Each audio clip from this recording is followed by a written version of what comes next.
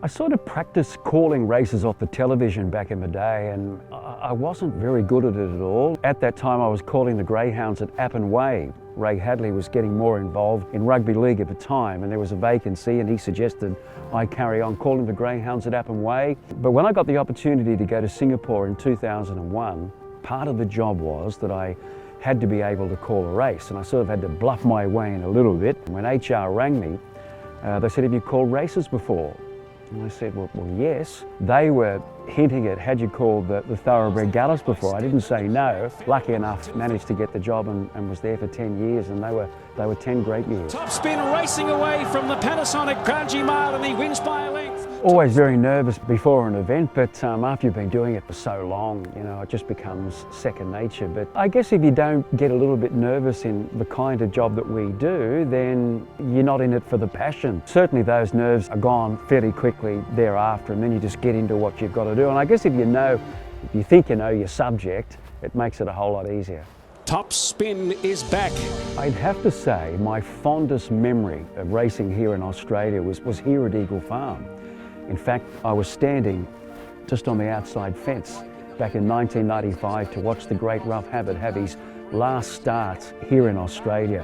And he was a wonderful horse. Everybody in Queensland used to wait for the plane to land with Ruffy on it, and for the 5 years from 1990 to 1995, he won 3 Doomben Cups during that time, 2 Stradbroke handicaps. But have a look at this. This is going to be one of the easiest wins we've ever seen. Rough Habit by 5 lengths. Look at Rough Habit. Rough Habit's flying on the rails. Rough Habit moved up, grabbed the lead, and he's won the Stradbroke. This particular day in '95, it was the PJ O'Shea Stakes. It was in June, last race on the program. He was sent off at 9 to 1. And when he ran past me the first time, he was back last. He drew gate 19 in a 20-horse field. And by the time he got to the 1,000 metres mark, he must have been 18, 20 lengths off the lead. He just looked in a hopeless position. And back in those days, I don't think we had the big screen, so I was basically down here just relying on Wayne Wilson's broadcast, which was absolutely spot on, and I was waiting for Wayne when they turned into the straight to say, "Here he comes," and he did. Here he comes! Here comes Rough Habit, the old Kiwi warhorse! You little beauty, keep him going, Shane! Wayne was my idol growing up. Spent many, many days in the broadcast box here at Eagle Farm and Doomben with Wayne, and he was just such a professional broadcaster, a great broadcaster. And we had some good times too between the races, but when the horses came down here into the mounting yard, it was business. We had the game face on and everything had to be right, but once correct weight went through, we'd sit in the back of the broadcast box and have a cup of tea and a sandwich, and we'd just talk about, well, mostly horse racing and a few other things, but he just loved horse racing, and he had that passion as well. A champion rider, a champion horse, he bolts in Rough Habit.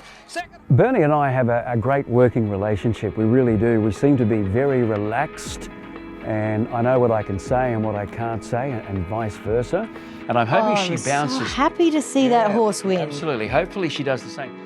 You know, it's easier to go to work when I know that I'm going to be working alongside Bernie. She knows her stuff. She was a very good jockey in her day, and she knows more of the horsey aspect than I do, you know, in terms of riding. And she's been a great asset for Sky, and I really enjoy working with her.